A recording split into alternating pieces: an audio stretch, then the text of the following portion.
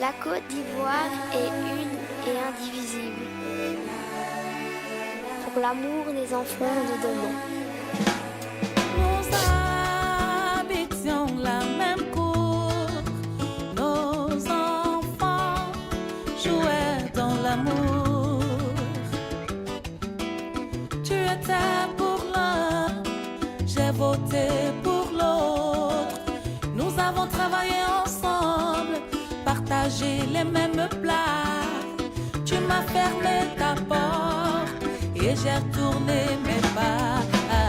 Tu as défendu ta Côte d'Ivoire, j'ai combattu pour la mienne. Au terre d'espérance, nous te reconstruirons. Tu as défendu ta Côte d'Ivoire, j'ai combattu pour la mienne. Au terre d'espérance, nous te reconstruirons. S'il est là, Dieu merci, tu es là. Regardez. Pardon. Pardon. Tiens, il faut faire la photocopie de la vie du tout. Pardon. Attends, Aya, il n'y a pas bonjour aujourd'hui. Et puis tu vois que je suis occupé avec Guédé. Donc s'il te plaît, attends ton tour. Hein? Pardon. Bonjour. Pardon. Toi aussi, bonjour. Il faut vite faire la photocopie de ça. Je vais m'inscrire sur la liste des membres du club de soutien au candidat Bernard. Pardon. Je vois. Je vois que tu as même porté son t-shirt. C'est ça? Oui. Ce qui veut dire que tu as déjà fait ton choix. Aïe. C'est quelle question ça là? Ah, enfin. Attends. Tu veux dire que chez vous, les tribus, cette année, il n'y a pas de candidat? Tu veux parler de mon ethnie, quoi? Mais Aya, dans faire d'élection là, l'origine ethnique du candidat, c'est important? Trop même? Comment ça? Comment? Trop? Tu es en train de me dire que dans faire d'élection là, c'est vraiment important le Trop groupe même? ethnique? C'est important? Ah non, trop! J'ai dit, regarde, lui là. Lui là. Bernard ou rien? C'est ça même. Lui là que tu vois là. Sa femme et nous, on est de la même religion. Lui-même, il est du même village que mon papa. Donc tu comprends qu'on est de la même ethnie déjà. Ça même tu vas bien fuir, peut-être que c'est mon oncle. Ça va faire des grands types là. Ma soeur, excuse-moi, hein. Depuis que je suis assise là, je vous écoutais. Mais dis-moi, tous les éléments que tu viens de citer là, c'est-à-dire même ethnie, même religion, même village, tout ça là, tu penses que c'est suffisant pour soutenir et voter un candidat lors des élections? Mais après ça, il y a quoi encore? Il n'y a rien.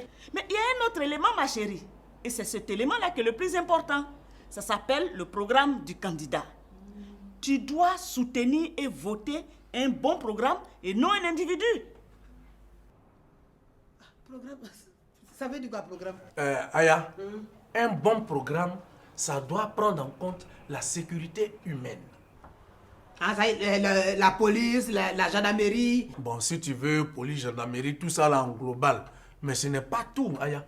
Dans sécurité humaine, là, il y a plusieurs volets. Je t'explique. La sécurité économique.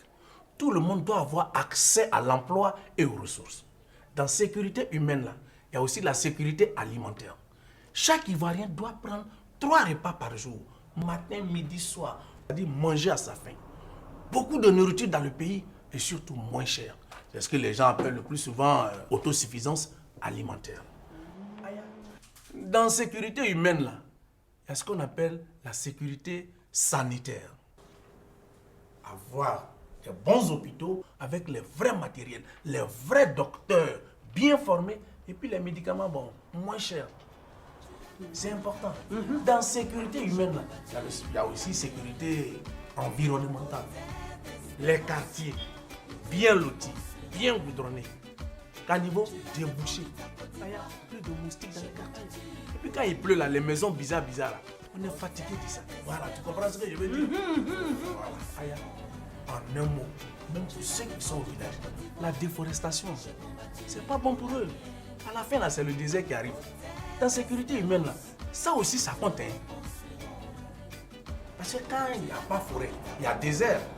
Et désert, là, ça poursuit les gens. C'est pas normal. Voilà. Mais et c'est pas tout. Dans la sécurité humaine aussi, il y a la sécurité personnelle.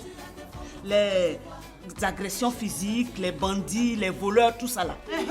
Toi, Aya, tu dois te sentir en sécurité partout où tu vas.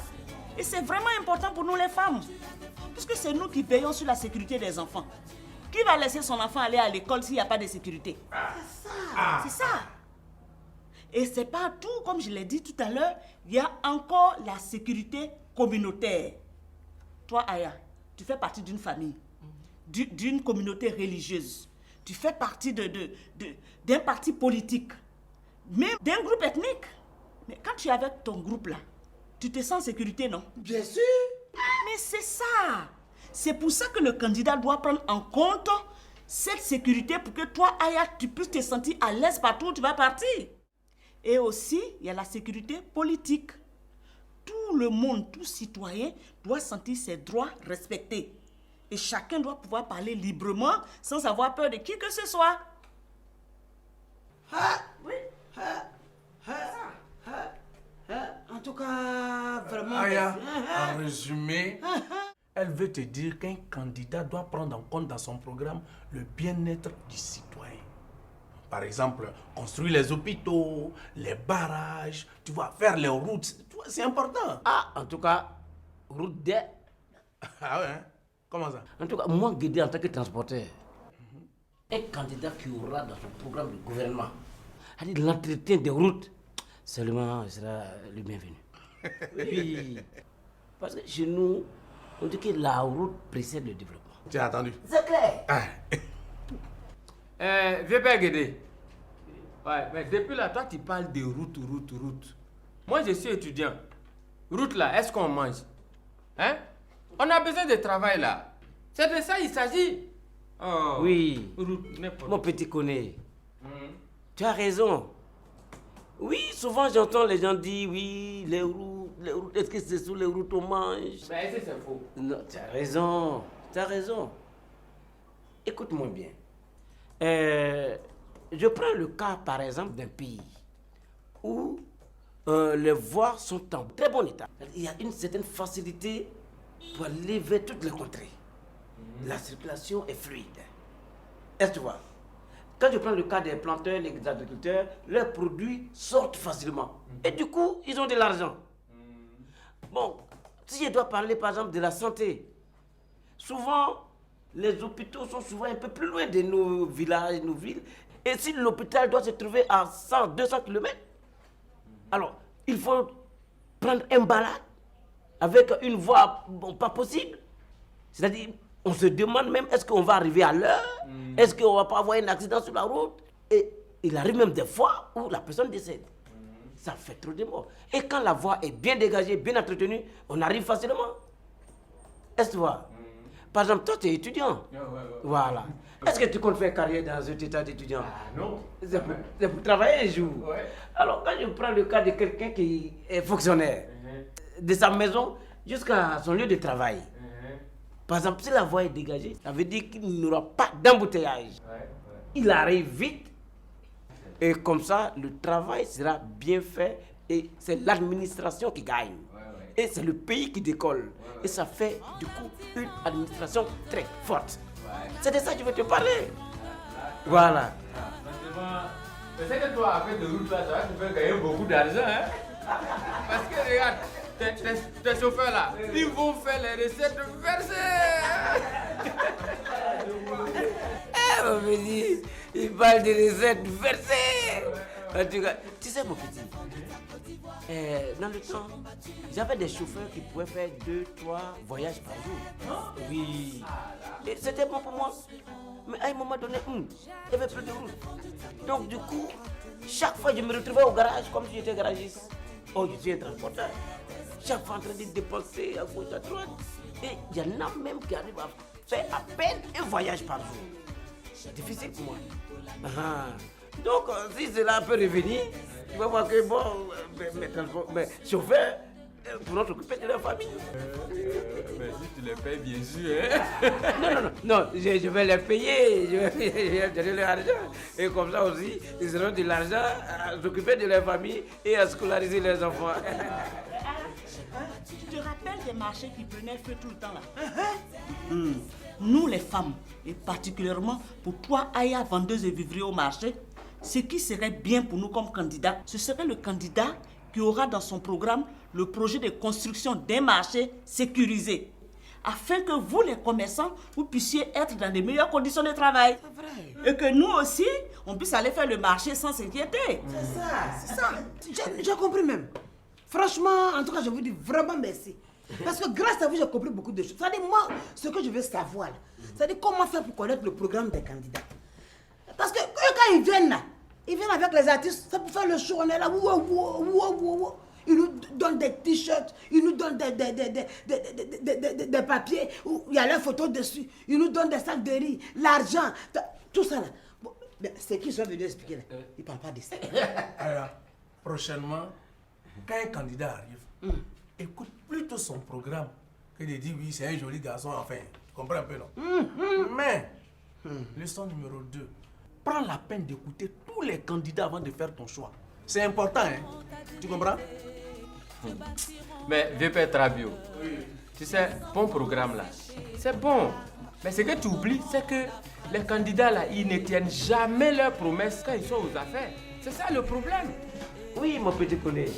T'inquiète. Ah bon? Pour un candidat qui est venu aux affaires et qui ne respecte pas ce qu'il a dit, la société civile et les médias sont là pour le dénoncer. Ah, comment ça? Ah oui, et c'est ce qu'on appelle le contrôle démocratique. Ah, là, il a raison. Hein? Il a raison. En tout cas, j'ai bien fait de rentrer chez toi, j'ai tout compris. Non, en tout cas, je vous dis ma soeur, merci beaucoup. Grâce à vous, j'ai tout compris.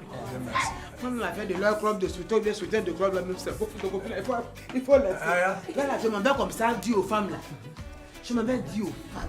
Si on doit voter, on vote que le candidat qui a un programme qui prend en compte la sécurité humaine. Vous avez, voilà, la sécurité humaine. Non, ça je dis ça. Aya, tu n'as pas fait la photocopie, non? Je fais plus ça bon. Et le tricot? Tu crois même je vais enlever en même temps parce que... C'est pas vrai. Tout ça commence à m'énerver. Merci, merci. C'est comme ça que tous les leaders doivent avoir quelque chose. En tout cas, moi, en tant qu'étudiant, voilà le message que je vais envoyer sur ma page Facebook. Je m'engage pour des élections apaisées en Côte d'Ivoire. Et je vote pour la sécurité humaine. Envoyez.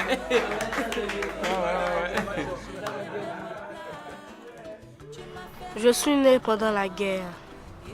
Je n'ai jamais connu la Côte d'Ivoire dont mon papa m'a parlé. Avec ces élections, je veux que mon papa et ma maman votent pour le candidat qui va m'offrir un avenir. Avec la RSS, je m'engage pour des élections apaisées en Côte d'Ivoire. Je vote pour la sécurité humaine. Hôtel des